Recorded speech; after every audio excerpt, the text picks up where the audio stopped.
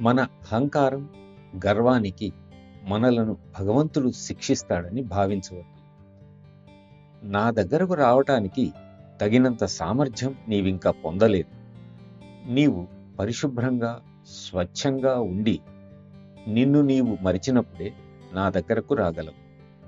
నేను ఎప్పుడూ నా ఇంటి తలుపులు తెరిచే ఉంచుతాను. నీ గర్వం, అహంకారం ఆ తెరిచిన ద్వారాలను నీకు కనపడనీయవు.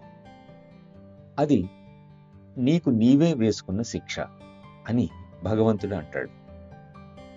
ఒక పిల్లవాడు పరీక్ష తప్పితే అది ఆ పిల్లవాడు తనకు తాను విధించుకున్న శిక్షే కానీ టీచర్స్ వేసింది కాదు. కాబట్టి మాస్టర్ మనకు ఇవ్వగలిగిన వాటి కొరకు ప్రేమింపక ఆయనను ఆయన కొరకే ప్రేమిద్దాం.